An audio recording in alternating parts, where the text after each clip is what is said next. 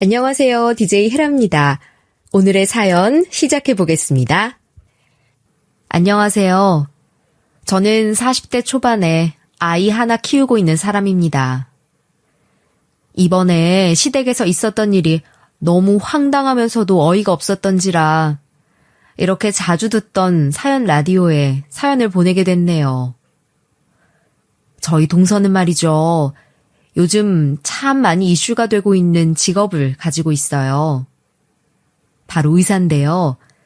저는 동서가 의사라는 말을 들을 때 이제 이 집안에서 내 시대는 가겠구나 생각했어요. 그도 그럴 것이 의사잖아요. 심지어 시모가 이런 호들갑도 떨었으니 제가 그리 생각한 것도 과장이 아니었죠. 예, 우리 집안에 드디어 의사 선생님 한 분 오신단다. 아이고, 내 평생 의사 며느리 두게 될 줄 누가 알았겠냐. 이제 우리 장손 아프면 어디 안 가고 집에서 의사 선생님한테 물어보면 되겠어. 시모는 이런 말하면 좀 그렇지만 옛날 생각을 가진 분이거든요. 집안에선 남편과 시동생 이렇게 남자를 둘이나 낳고 살아서 한 번도 기죽고 산 적이 없었대요. 부끄럽지만 제가 결혼하게 된 이유가 바로 뱃속에 있던 아이 때문이거든요. 생각지도 못한 혼전 임신에 많이 당황도 했지만 어쨌든 손자 있단 말에 시댁에서는 얼른 번갯불에 콩 볶아 먹듯이 저와 남편을 결혼시켰죠. 그렇게 제가 결혼한 2년 뒤에 제 동서도 저랑 똑같이 혼전 임신을 해서 결혼을 한다지 뭐예요. 전 그래도 의사라면 좀 배운 사람들이니까 이런 일은 없겠지 싶었는데 사람은 다 똑같구나 생각했죠. 이 집안 남자들은 뭐 이런 DNA를 가지고 태어난 건지 서로 닮은 구석이라고는 하나도 없으면서 이런 걸 닮나 싶더라고요. 그런데 말이죠. 저와 똑같이 혼전 임신으로 결혼하게 된 동서를 처음에는 의사라며 반기더니 조금 지나고부턴 이상하게 시모가 동서를 예뻐하시지 않는 겁니다. 은근히 이런 말을 하면서 동서를 타박했죠. 아니, 너는 의사라는 애가 그렇게 좋은 머리로 왜 혼전 임신을 해서 이렇게 남자 팔자를 꼬니? 너 의사 자격증도 겨우 따서 작년에 의사 된 거라면서. 우리 집 귀한 핏줄이 너 닮아서 어중간하게 머리 좋아서 헛똑똑이로 태어나면 어떡해?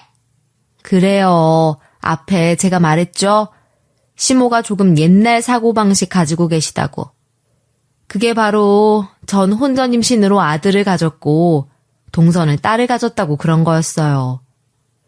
하마터면 제가 이런 시모의 타박 대상이 될 뻔한 거였죠. 이게 아시겠지만 아이들 성별 임신 초기에 미리 알 수 없잖아요. 그런데 딱 성별 보인다는 그 시기에 저희 부부는 모를 수가 없었거든요. 애 초음파 사진에 떡하니 선명하게 있는 그것이 아들이라는 걸 증명해 줬으니 말이에요. 이렇다 보니 시모도 장남의 손자라며 저를 무척이나 챙겨주었던 겁니다. 반면에 동서의 태아 초음파 사진에선 아무것도 안 보이고 의사도 대충 분홍색 준비하면 되겠다 이런 말을 했으니 저는 개인적으로 딸이 더 좋다고 생각하는데 아무튼 이런 이유 때문에 동서는 시모의 물망에 오르게 된 거였죠. 동서 임신했을 땐 시동생 성격이 워낙 불같아서 내 와이프 건드리기만 해봐 이런 분위기라 시모도 시동생 눈치 보느라 동서에게 그렇게까지 스트레스를 주진 않았는데요. 막상 정말로 손녀가 태어나니까 시모는 아주 질색을 하며 타박하기 시작한 거죠. 내 인생에 딸은 한 번도 없었어. 얘는 이 집안에 대를 끊으려고 들어온 애가 틀림없다. 둘째 네가 아무리 그렇게 편들어도 딸은 아니야. 아들 하나 더 낳아서 제가 우리 집안 며느리가 될 수 있다는 걸 내 앞에 증명해. 네 형수를 봐. 떡하니 아들 낳아서 이 집안에 들어와서 잘만 살고 있잖니. 이렇게 시모가 며느리 둘을 갈라치게 하니 처음엔 동서도 절 은근히 질투하면서 별로 좋아하지 않았어요. 저 같아도 그랬을 것 같아요. 그래도 직업이 의사라 시모가 이 정도만 하고 넘어간 거지 아니었으면 정말 상상도 하기 싫습니다. 시댁에서는 찬밥 취급에 잘 보이려는 시어머니인 큰며느리만 찾아대지. 그렇다고 시모가 저한테 잘해줬냐 그렇게 말하면 또 그건 아닙니다. 동서가 잘못 알고 있었던 게 시모는 제게 뭐든 다 해줄 것처럼 보여도 정작 제 성격 자체가 시모에게 할 말 다 하고 사는 성격이라 저한테도 그렇게 잘해주진 않았거든요. 이 일만 봐도 알아요. 손자 그렇게 좋아했으면서 돌잔치 한다고 하니까 제 친정과는 다르게 돌반지 하나도 해주기 아깝다고 했어요. 요즘 누가 돌잔치에 금해주고 그래. 그거 다 옛날 이야기다. 난 애 건강하게 자라라고 여기 오색줄 팔찌 보이냐? 이거 다 내가 실도 구하고 용하다는 선생님 찾아가서 운도 넣고 해서 직접 만든 거다. 금보다 귀한 거니까 우리 장손 돌잔친 꼭 이거 채워서 오거라. 자긴 속물적인 거 싫다면서 자기 의견이 절대 옳다는 듯이 말하는 저 자신감. 그러면서 하나 있는 손주라 좋다 하면서도 제 친정에서 해준 것과는 비교되게 정말 아무것도 도와주지 않았어요. 그러니 제가 시모와 친했겠습니까? 그나마도 시모가 저를 좋아했던 이유는 딱 두 가지를 알 수 있겠네요. 하나는 아들을 낳았다는 거, 다른 하나는 친정에서 사업을 해서 그런지 그나마 조금 여유롭게 산다는 거. 아, 거기에 하나를 더하자면 그래도 동서의 의사 직업에 견줄 만한 대기업에서 직장 생활을 제법 오래 하고 있다는 것 정도겠네요. 사실 결혼하기 전까지만 하더라도 저는 제 고학력 커리어를 절대로 포기하고 싶지 않았거든요. 솔직하게 혼전 임신만 아니었다면 전 지금까지도 결혼은 관심도 없었을 겁니다. 그러니 저도 딱히 시댁에 아쉬울 것은 없는 입장이었죠. 우리 가족끼리 잘 살면 그만이지 이런 생각도 있었거든요. 시댁에는 딱 며느리로서 할 도리만 다 하자 정도였죠. 반면에 동서는 말이죠.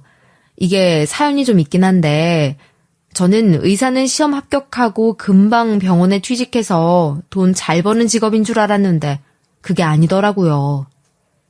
대학병원 들어가는 것도 자기 전공이랑 맞아야 하고 선택과라고 하나요? 그것도 안 맞으면 취업이 그렇게 쉽지만은 않다는 걸 동서를 보며 처음 알았죠. 그랬으니 동서는 의사라는 직업을 가졌음에도 거의 취집이라 보는 게 맞을 거예요. 당시 상황만 봐선 말이죠. 시동생은 저와 똑같이 대기업에 다니면서 승승장구하고 있던 와중이었거든요. 그러니 시모가 안 좋아하긴 했죠. 처음엔 의사라며 호들갑 떨었어도 이런 상황을 모를 때나 했었고 말이에요. 그러다 하루는 이대로는 못 살겠다 싶었는지 동서가 저에게 살갑게 다가오면서 하소연을 하기 시작하더라고요. 아무래도 이렇게 계속 시댁에서 겉돌기만 하고 아싸로 살면 미래가 깜깜하다 싶었겠죠. 그렇다고 시모에게 저처럼 할 말 다 하는 성격도 못 됐고요. 거기에 이미 태어난 아이 두고 다시 결혼하기에도 늦었다 생각한 것 같았어요. 동서에게 조그만 위안이 있다면 시동생이 그래도 집에선 동서한테 엄청 잘해줬던 모양이에요. 형님, 이제야 대화다운 대화 좀 해보네요. 요즘 일이 바빠서 얼굴도 잘 못 보고 저번부터 어머님한테 형님이랑 밥 한 끼 좀 하고 싶다 그렇게 애원을 했는데도 자기 손자한테 부정탄다며 형님이랑 친해지지도 못하게 하지 뭐예요? 어머, 그런 일이 있었어, 동서? 서방님한테 내 번호 물어보지 그랬어. 남편이라면 금방 내 번호 알려줬을 텐데. 그럼 이왕 말 나온 김에 우리 날 한번 잡아볼까? 정말 그렇게 해도 괜찮겠어요? 이번 기회에 우리 잘 지내봐요. 날짜는 형님 편하신 대로 잡아도 다 맞출게요. 동서와 밥 먹으면서 참 많은 이야기를 들었습니다. 의사 생활한 지 이제 2년 차가 되는 동서는 이게 첫 사회생활인데 너무 힘들고 속에 있던 내용들 주변에 말할 사람도 없었다고, 그마저도 아이 때문에 직장에서도 눈치가 많이 보였다고 말했어요. 이런 고민 나눌 사람이 없어서 저랑 엄청 잘 지내고 싶어서 노력했는데 시어머니란 벽 때문에 제대로 다가오지도 못했다고 말이에요. 사실 제가 또 정에 약한 사람이거든요. 그래서 동서 이야기를 계속 듣다 보니 동서가 불쌍한 겁니다. 그래서 저도 모르게 가족 모임에서 한번 동서의 방패막이가 된 일이 있었죠. 동서와의 절친 생활은 이때부터 시작이었던 것 같아요. 아니, 보기도 싫은 네 애는 왜 데리고 와서 자리 불편하게 만들어? 둘째 너도 그렇다. 아무리 네 아내라고 감싸 돌고 있지만 처음부터 제 의사라고 속이고 결혼하고 이게 부모한테 할 짓이냐? 내가 뭘 속여? 의사는 맞잖아. 그리고 임신한 사람을 그럼 계속 그 힘든 일을 하러 놔둬? 엄마는 말이 되는 소리를 해. 아니면 뱃속에 내 가지고 있는 사람을 내가 그냥 버렸어야 했어? 엄마 정말 너무하는 거 아니야? 내가 사랑하는 사람이고 내 딸이야. 제발 그 아들 부심 좀 그만 부려. 어머나, 얘 좀 봐라. 너 지금 결혼했다. 이제 작은 애 남편이라 이거지? 세상에. 큰애야, 애들이 이렇다. 대이을 아들 하나 낳지 못하고 작은 애가 너처럼 대기업 다니면서 네 손으로 직접 번 돈으로 결혼한 것도 아니고 내 아들 벗겨먹으려고 아주 작정을 한 게지. 반푼 의사가 무슨 의사라고. 어머니, 동서가 아직은 경력이 적어서 그래도 조금만 더 있으면 좀 낫지 않겠어요? 한 사람 목하기에 동서가 너무 빨리 임신했기도 했고 요즘 TV 보면 의사 머리가 얼마나 좋은지 인터뷰하는 영상도 있던데 그거 보니까 의사가 연차만 좀 쌓이면 연봉 1억은 그냥 넘긴다 하잖아요. 큰애, 너 지금 누구 편을 드는 거야? 네가 지금 제정신이냐? 아들 낳았다고 내가 편히 봐주니까 아주 이 시어미가 우습게 보이지? 둘이서 짜고 뭐 나 물먹이겠다 이거야? 어쩜 이런 애들이 내 며느리라고 들였을까? 이 난리통에도 동서는 한마디 말도 못하고 시동생 뒤에서 쭈그리고 있었죠. 혹시라도 무슨 일이 있을까 자기 딸을 단단히 부여잡고 말이에요. 불쌍한 그 모습에 마음이 약해져서 이후로는 계속 시모 앞에서 동서 방패막이 노릇을 자처하고 말았습니다. 말 못하는 동서 대신에 저라도 입장을 말해주면 시모도 한 수 접어주지 않을까 했어요. 하지만 시모는 그런 저를 더욱 안 좋게 보기 시작했죠. 그래도 이후로 동서와는 더 친해진 기분이었어요. 전보다 더 많이 붙어 다니면서 자주 차도 마시고 아직 어린애들 데리고 키즈카페도 같이 가고요. 시동생과 남편 합쳐서 아이들 데리고 같이 드라이브에 캠핑도 다니고 했습니다. 저는 외동이었기에 이렇게 왁자지껄한 모습이 로망이었어요. 이때만큼 결혼 생활이 재미있다 생각한 적도 없네요. 형님이 항상 도와주셔서 얼마나 든든한지 몰라요. 저 형님이랑 평생 형님 동서로 살고 싶어요. 하지만 그렇게 하다가 일이 터지고 만 거예요. 그때가 명절이었는데 동서가 그래도 시부모님께 선물이라도 좀 괜찮은 것 해드리자 해서 서로 이야기해 상품권을 선물하기로 했습니다. 똑같이 안 하면 괜히 어느 누가 한 소리 듣거나 욕이라도 들을 테니 말이죠. 금액도 20만 원씩 똑같이 해서 그 엘백화점 있죠? 거기 상품권을 사서 드리기로 했어요. 사실 더 많이 드릴 수도 있었는데 아직 아이 낳고 병원 복귀한 지 얼마 지나지 않은 동서에게 부담이 될까 싶어 동서에게 맞춘 금액이었죠. 아무튼 그렇게 명절 다 같이 모이기로 한 날에 저도 동서도 상품권을 선물로 드렸는데 시모가 며칠 있다가 우리를 다 불러 모아 아주 난리가 난 거예요. 저희가 줬던 상품권 있죠? 그걸 백화점에서 뭘 사려 했는지 모르겠지만 한 번에 40만 원 전부 쓰려고 했는데 거기에 가짜 상품권 10만 원짜리 하나가 들어있었다는 겁니다. 그런데 시모는 너무나도 답정너로 당연하게 동서가 범인이라고 하지 뭐예요. 작은애, 네가 한 번에 큰일 치를 줄 알았다. 어떻게 시어머니한테 가짜 상품권을 명절 선물이라고 줘? 바쁜 와중에 그래도 거금 좀 썼구나 싶었는데 가짜? 내가 거기서 얼마나 부끄러웠는지 알아? 이걸 어떻게 책임질 거야? 어머님, 저 아니에요. 저 진짜 백화점 직접 가서 산 거란 말이에요.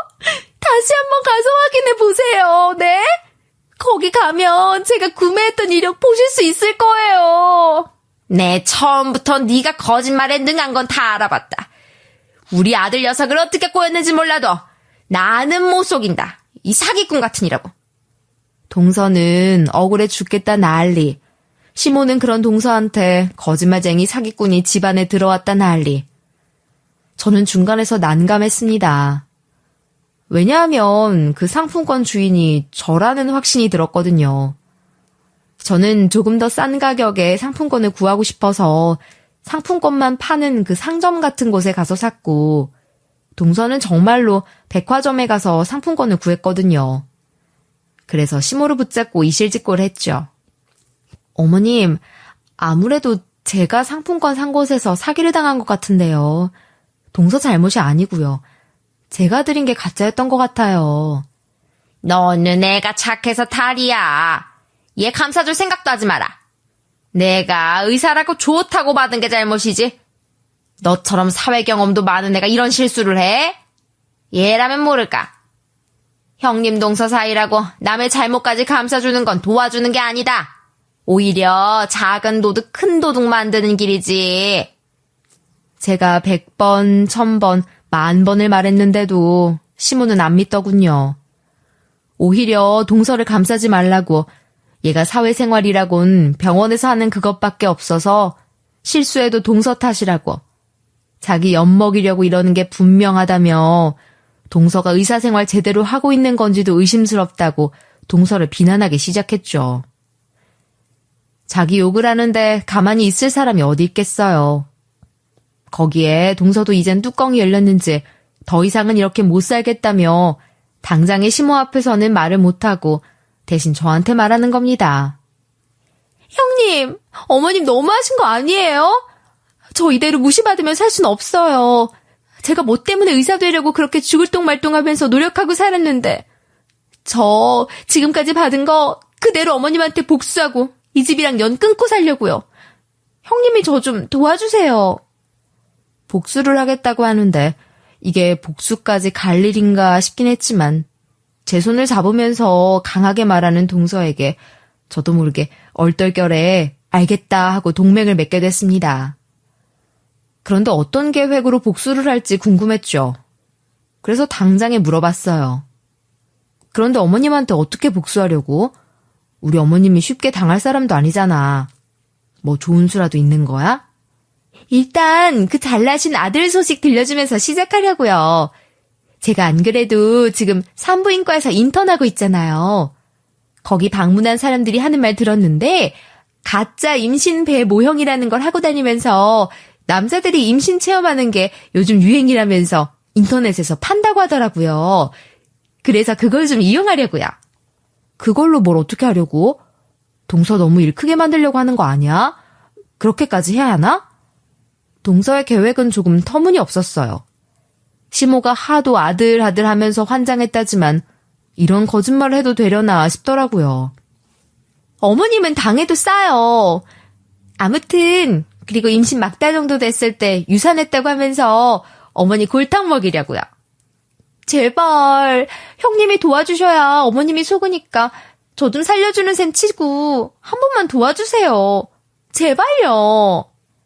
그러면서 제 도움 없인 시모가 속지 않을 거라며 자기를 꼭 좀 도와달라는데 아무리 생각해도 손윗사람으로 그걸 고지고대로 하면 안 될 것 같아서 동서를 말렸죠. 동서, 아무래도 그건 좀 아닌 것 같아. 다른 것도 아니고 생명 가지고 그렇게 하는 건 좀. 그리고 그런 모형에 어머님이 쉽게 속겠어? 그래도 우리보다 몇십 년이나 더 사신 분인데 눈치가 있으시지. 너무 터무니없는 계획 같아. 아, 형님, 그건 걱정 마세요. 저한테도 다 생각이 있거든요. 어머님이 하도 아들거려서 제가 남편이랑 같이 점집을 한번 갔거든요. 근데 남편이나 제 사주에 아들 하나는 꼭 들어있대요. 용하다는 사람이니까 100% 맞을 거예요. 저번에 아는 사람도 거기서 말한 거 그대로 일어나서 신기하다고 했었단 말이에요. 사주? 정말 그런 거 하나 믿고 이런 계획을 짰단 말이야? 서방님이 동서 의견에 동의하긴 했어? 어떻게 그런 확실하지 않은 정보 가지고 이런 계획을 세워? 지금 제 말을 못 믿겠다는 거예요? 그렇게 제가 못 믿어오시면 저희 남편한테 전화해서 확인해 보세요. 정말로 저희 사주에 아들놈 하나 있다고 분명 그 사람이 말했으니까.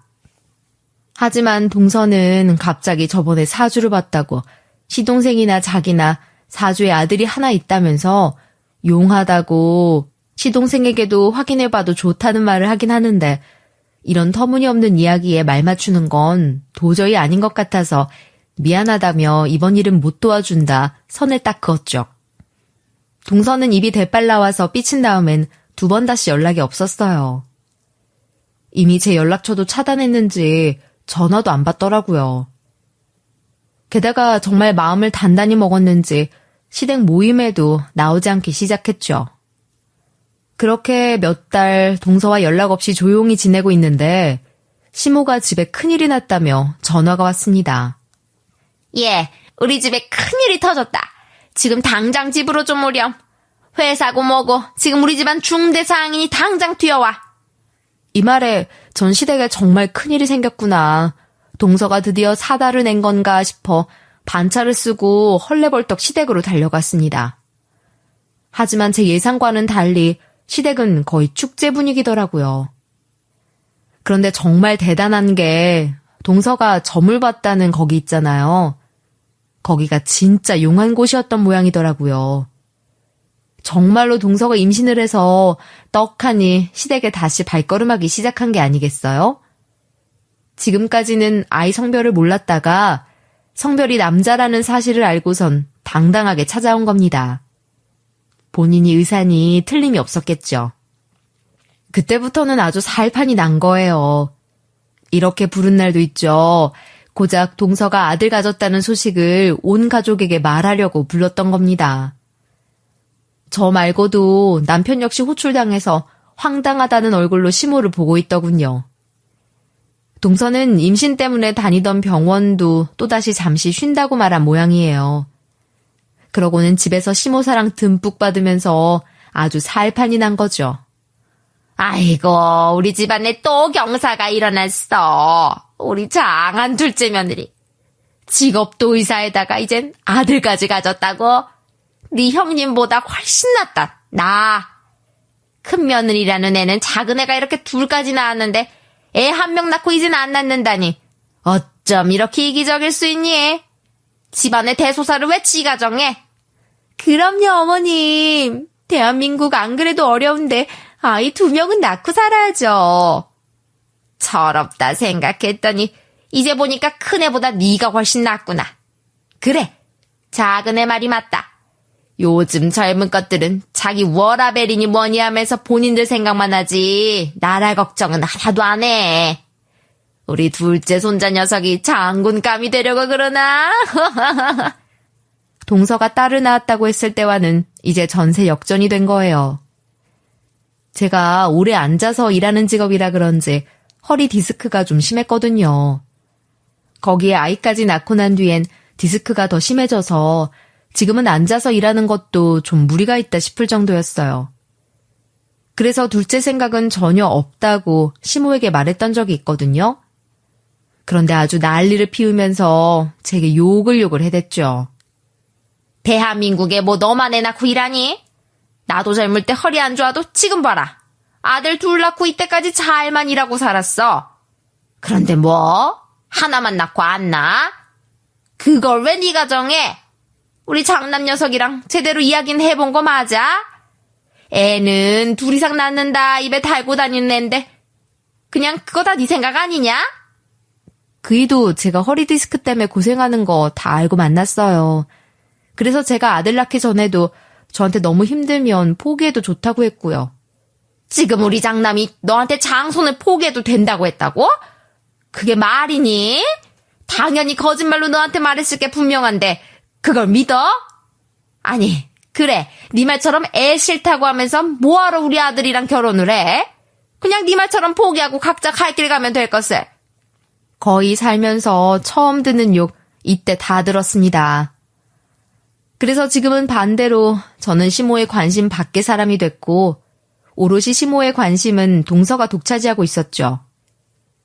이젠 제가 나가리 당해서 시댁에서는 찬밥 신세가 되었습니다. 그런데 말이죠. 동서와 다르게 전 이런 거 신경도 안 썼답니다. 제 성격이 이런 일에 좌지우지 되는 성격도 아니고 저는 시댁에 제 할 도리 다 했다고 생각했거든요. 요즘 같은 세상에 하나 낳고도 잘했다 칭찬을 받는데 그런데 왜 조용히 잘 살고 있는 고양이의 코털을 건드리냐고요. 저는 성격상 사자는 못 돼도 고양이 정도의 성질머리는 가지고 있거든요. 그냥 얌전히 지냈더니 아주 절 물러보고 시모와 동서 둘이서 짜고 절 건드리고 괴롭히기 시작하는 거예요.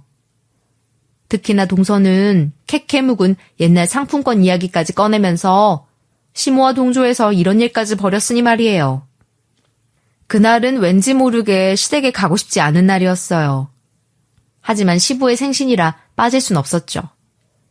시모와의 관계도 그래서 자주 시댁을 찾아뵙지 못했던 터라 이번에는 좀 좋은 선물을 해드리자 싶어서 명품 지갑을 하나 준비했습니다.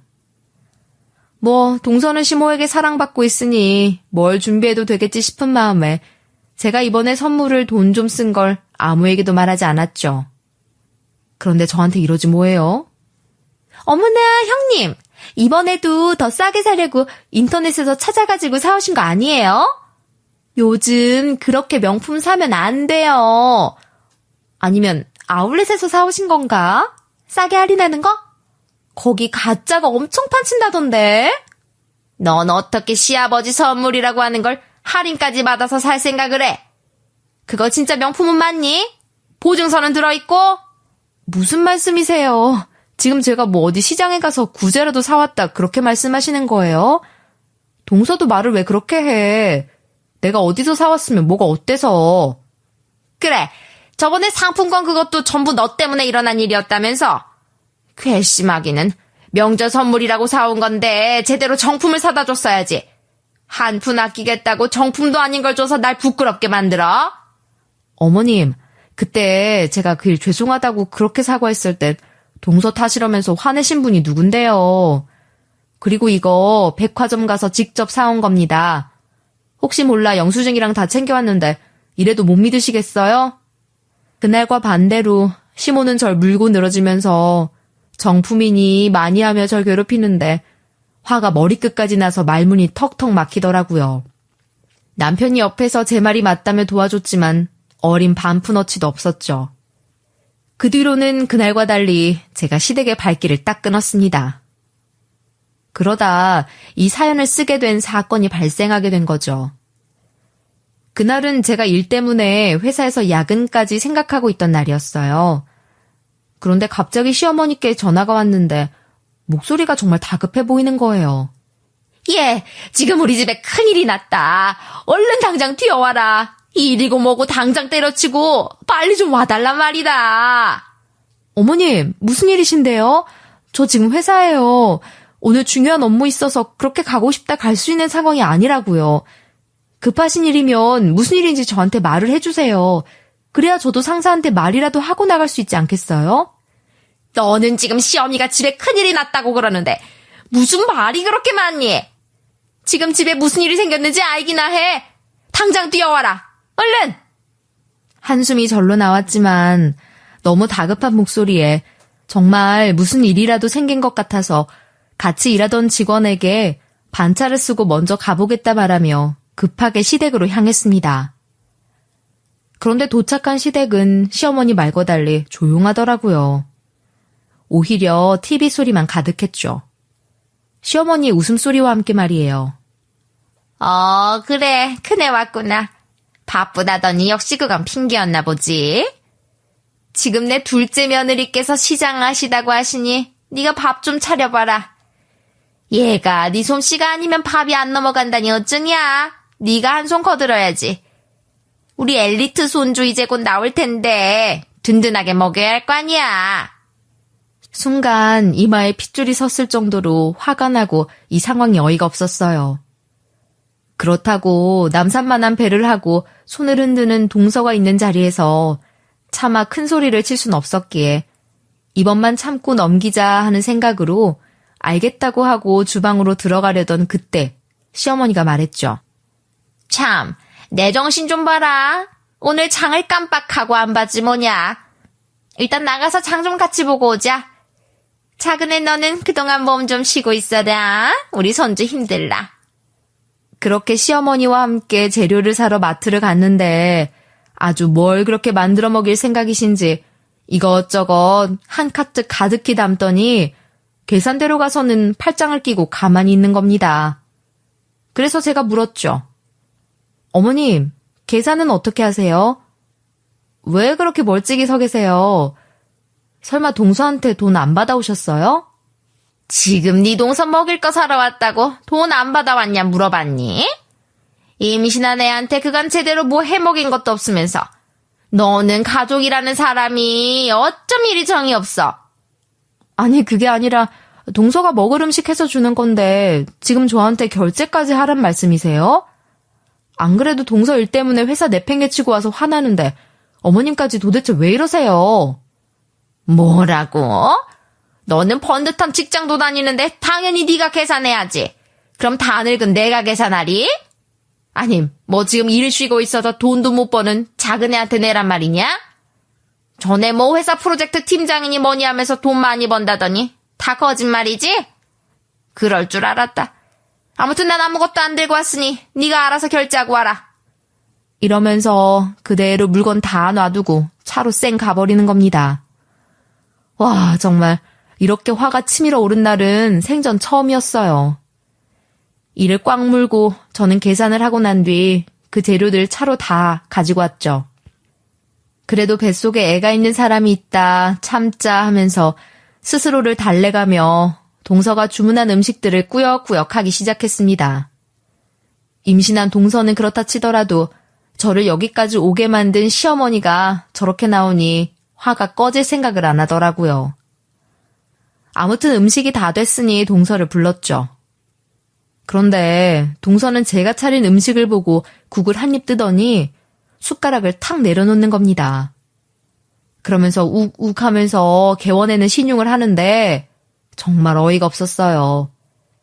왜냐하면 동서는 이제 산 딸을 거의 다 채운 사람인데 무슨 입덧이 있겠어요. 더는 못 참아서 한마디 했죠. 아니, 산딸이 코앞인 사람이 무슨 입덧이라고 그렇게 욱욱거려? 먹기 싫으면 그냥 먹기 싫다고 말을 해. 눈앞에서 당장 이것들 다 버려줄 테니까. 제 이런 반응에 시어머니는 오히려 저보다 더 큰 소리로 저를 야단치더군요. 아니, 얘 뱃속에 있는 애가 얼마나 귀한 앤데 지금 애 앞에서 큰 소리야. 너랑 첫째 놈이 낳은 애랑 여기 얘 뱃속에 있는 애가 비교가 되는 줄 아니? 두 엘리트 사이에서 난 자식이랑 네 아들이랑 같냐고. 그리고 아직 태어나지도 않은 애 앞에서 큰 소리를 쳐? 생각이 있니 없니? 가만히 있던 애 놀라서 문제라도 생기면 어쩌려고? 이런 시어머니 반응에 신난 사람은 동서였어요. 시모가 자기 편을 들어주자 아주 이젠 대놓고 반찬 투정을 하기 시작했죠. 형님은 그렇게 돈 많이 벌면서 애도 하나 낳고 사는 주제에 이런 잡심부름이라도 해야죠. 저는 나라에 애국하고 집안에도 이렇게 둘째 손자로 효도하고 있잖아요. 솔직히 형님이 돈을 벌면 얼마나 번다고 애도 안 낳아요? 어머님 말씀이 다 맞는 말이라고요. 아주 신이 났더군요. 동서는 그러면서 식탁 위에 제가 차려놓은 반찬 안 먹는다며 일부러 쓱 밀어 바닥으로 버리는데 어머나 실수 이 지랄을 하는 겁니다. 제가 화를 내기도 전에 시모가 빨리 바닥 치우라고 저를 확 밀쳤는데 그게 하필이면 동서 쪽이라 제가 동서 배와 머리를 살짝 박게 됐죠. 동서는 제가 머리를 박자마자 아프다고 난리를 쳤어요. 그런데요, 느낌이 쎄한 거예요. 분명 딱딱해야 할 배가 너무 물렁물렁한 거죠. 그리고 저도 모르게 동서의 손놀림을 받습니다. 본인 배를 재정비하는 그 손짓을요. 거의 0.00 몇 초가 되는 그 짧은 시간에 말이죠. 여러분들 기억하시죠? 동서가 저한테 같이 거짓말 해달란 그 어이없던 계획. 그날의 동서 이야기가 바로 머리를 스치더군요. 그래서 전 그대로 식탁 위에 있던 된장국을 동서 쌍판대기에 냅다 부어버렸습니다. 오늘 동서의 제삿날을 제대로 만들어버리기 위해서 말이에요. 뜨뜻미지근한 된장국 세례에 동서는 뜨겁다면서 난리 부르스를 추고 시모는 저에게 등짝 스매싱을 날렸죠. 어디 임산부한테 큰일 날라고 이런 짓을 하냐며 말이에요. 전 이에 지지 않고 말했습니다. 동서, 선을 아주 세게 넘네? 지금 동서가 이대로 이 집에서 잘 살 수 있을 것 같아? 어디 어머님 아버님 앞에서 동서 그 가면 뒷모습 다 까발려 볼까? 제 말에 동서는 제가 자기 계획 다 눈치챘구나 싶어 온몸에 묻은 된장국 신경도 안 쓰고 오롯이 배만 감싸주면서 아프다고 방방 뛰는데 시모는 저보고 멀쩡한 애를 잡네. 그만해라. 소리치면서 절 막았지만 전 무시하고 말았죠. 뜨겁다는 된장국 맞고 왜 배만 주고 있어? 얼른 옷 갈아입어야지. 이리 와봐. 내가 옷 갈아입혀 줄 테니까. 동서는 본인 스스로 하겠다 소리치고 시모는 무슨 짓이냐 저를 막으려 했지만 저도 이판사판이었습니다. 동서에게 달려들어서 옷을 찢을 기세로 동서의 상의를 이리저리 흔들었고 동서는 자기 가짜배 지키겠다고 배 잡고 이리저리 방방 뛰는데 정말 무슨 술래잡기도 아니고 시댁 온 곳을 돌아다녔던 것 같네요.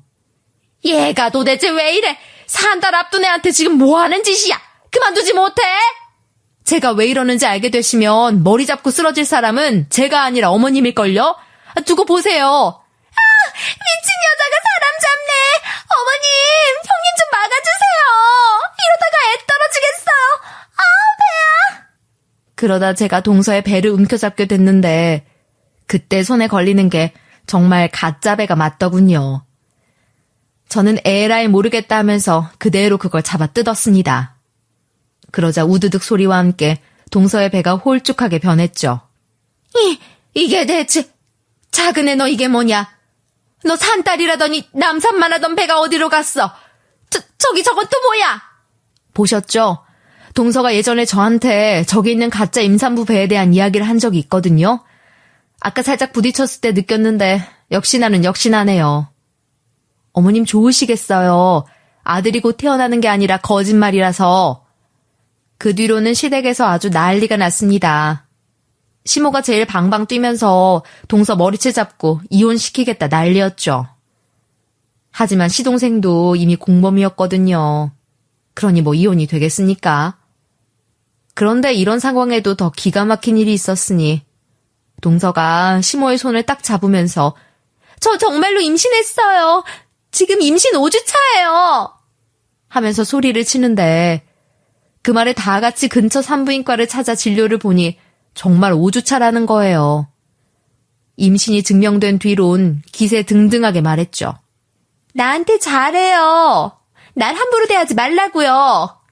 내가 당신의 집안 대를 이어줄 고귀한 몸이야.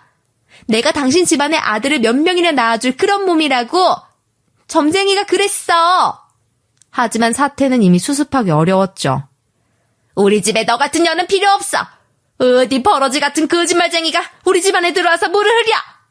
너 같은 년이 낳은 손자고 뭐고 다 필요 없다. 하면서 제 손을 꼭 잡고 너 같은 똑똑한 며느리가 내 옆에 있어 천만다행이다. 네가 저런 사기꾼은 잡아냈어.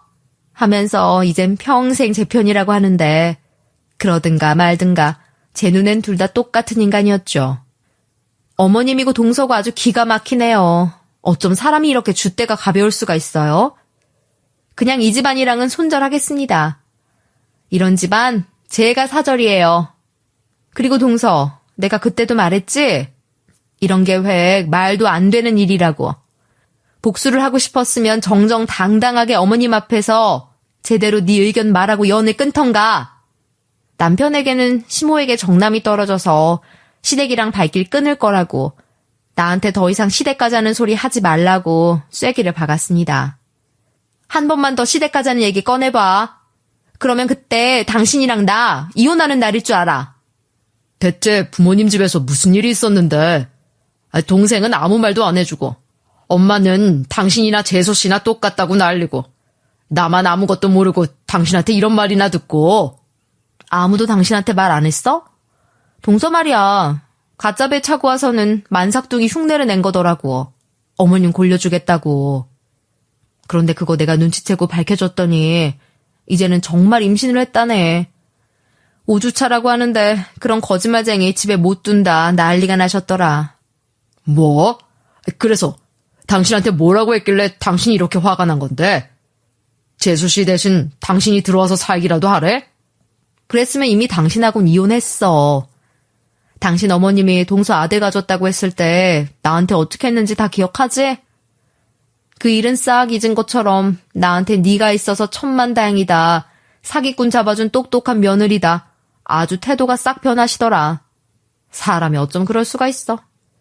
시모에게 몇 번이나 연락이 와도 전 받지 않았고 남편도 저에게 들은 이야기도 있고 제 강경한 태도도 그렇고 본인이 먼저 직접 제 편에 서서 시댁에 그만 좀 하라 한마디 했던 모양이더군요. 하지만 끈질긴 시모를 막을 수는 없었고 결국 저는 시모의 전화를 받고 한마디 했습니다. 더 이상 전화하시면 그 잘난 장손 얼굴도 죽을 때까지 못 보고 사실 줄 아세요. 요즘 세상에 아들 둘 낳은 게 무슨 벼슬이라고 남의 잘난 자식 함부로 대하세요? 한 번만 더 전화해보세요. 저 이 집 며느리 안 하고 애도 나가서 내가 데려가서 키울 거니까. 아이고 그게 무슨 소리냐 아까. 왜 그런 험한 말을 입에 담아. 그래 네 말 잘 알겠으니 일단 화 좀 풀자. 그리고 어떻게 손주 녀석한테 할미 얼굴도 안 보여주고 살 수 있어. 그간 내가 반성하고 있으마. 그러니 제발 우리 손주 좀 데리고 한 번만 놀러와라. 응? 제발. 어머님 분명 뭐라고 하셨어요? 어머님 입으로 둘째 생각 없으면 시댁 발걸음도 하지 말라고 하지 않으셨어요? 저 둘째 생각 없다니까요. 그러니 지금 어머님 말대로 그 집에 안 가는 거잖아요. 하나 있는 장손도 보기 싫다고 먼저 말한 사람이 누군데요? 잘난 둘째 며느리한테 장손 보세요. 내가 그땐 정신이 나갔나 봐. 어떻게 그런 거짓말에 속아 넘어가서는. 제발 화 좀 풀어라. 그래도 이 시어미가 이렇게 머리 숙이고 들어가는데 한 번쯤은 내 말 들어줄 법도 하잖니. 부부가 알아서 정해서 살겠다 했는데 끼어든 사람은 어머님이십니다. 분명 제가 둘째 이야기 나왔을 때부터 말했지 않나요? 저희가 알아서 다 정리해서 결정한 일이라고. 그런데 어머님은 저한테 무슨 결정권이 있냐고 성부터 내지 않으셨어요? 게다가 동서 아들 가졌다고 아주 버린 자식 취급할 땐 언제고. 제발 한 가지만 하고 사세요. 시모는 자신이 잘못했다며 자기가 자기 태도 반성할 테니까 제발 한 번이라도 시댁에 아들 데리고 놀러 오라고 사정사정을 하더군요. 그러든지 말든지 저는 제가 뭘 믿고 어머님을 믿어요. 하고 전화를 탁 끊었습니다. 이렇게 매몰차게 하지 않으면 계속해서 제 발목을 질질 잡아끌 게 분명했으니 단호하게 제 의사를 표현한 거였죠. 그리고 남편에게서 동서 이야기를 듣게 됐는데 또 딸을 낳았다고 하더라고요. 이에 시동생도 크게 화가 나서 동서랑은 헤어졌다고. 동생 내 말이야. 결국 딸 낳았다고 하더라. 딸 둘이라서 내 동생이 아주 실망한 모양이던데. 난 왜 그렇게 아들거리면서 아들 낳으려고 하는지 모르겠어. 성별이 어찌됐건 자기 자식이잖아. 그래? 동서가 딸을 낳았대? 별일이네. 나한텐 그렇게 아들이라고 호언장담하더니. 그래서 서방님은 걔 데리고 계속 살겠대? 내가 보니까 서방님도 아들이라고 굳게 믿고 있던 것 같더만. 뭐 실망은 해도 그것 때문은 아닌 것 같던데 일단 이혼 이야기는 나온 것 같더라고. 저번에 같이 술 먹다 듣기론 자기한테 아들이 분명히 있다고 했는데 딸이라면서 뭔가 이상하다고 그런 말만 하던데. 아, 무슨 말인지 알겠네. 아무튼 그래서 동서가 순순히 이혼은 해준다고 하고 그년 성격에 그렇게는 안 할 것 같은데? 안 그래도 이혼 못한다고 방방 뛰었다더라. 그런데 아마 자식 문제보단 재수씨 말이야. 벌써 육아휴직 2번이나 썼잖아. 그것 때문에 다시 병원으로는 못 들어간 것 같더라고. 그래서 지금 일자리도 겨우 찾아서 들어갔다는데 아마 그게 크지 않을까 싶네. 의사라면서 병원에 그냥 이력서만 넣으면 다 취직할 수 있는 게 아니었어? 그것도 아닌 모양이야. 왜 돈 많이 버는 의사들은 대부분 대학병원이나 좀 큰 병원에서 일하잖아. 그것도 다 실력이 있어야 하고 연줄도 필요한 모양이더라고. 그런데 재수씨는 의사 되고 나서 거의 일도 쉬었고 거기에 몇 년 버티지도 못하고 또 둘째 때문에 휴직을 했으니 아마 평판이 영 아니었던 것 같더라고. 의사 자격증이 있는데도 일 제대로 못하고 자기 앞가림 제대로 못하는 사람이라며 어디 큰 병원은 들어가지도 못한다나 봐요. 아마 시동생과 헤어진 이유 중 가장 큰 건 이게 아닐까 싶네요. 참 우습지 않나요? 세간에선 사자 달고 있는 직업 가진 사람은 거의 하늘 취급하면서 결혼 시장에서도 열쇠 3개 들고 오라니 많이 하잖아요. 그런데 제 동서를 보면서 전부 다 그런 건 아니었구나 싶은 생각이 들더라고요. 그리고 분명 동서 말로는 자기와 시동생 사주에 아들이 하나씩 있다고 하더니 그건 누구랑 만든 자식일까요? 참 궁금해집니다. 결국 시동생은 동서와의 이혼 소송에 들어갔고 아마 딸 2명은 둘이서 1명씩 맡아서 키울 모양이더라고요.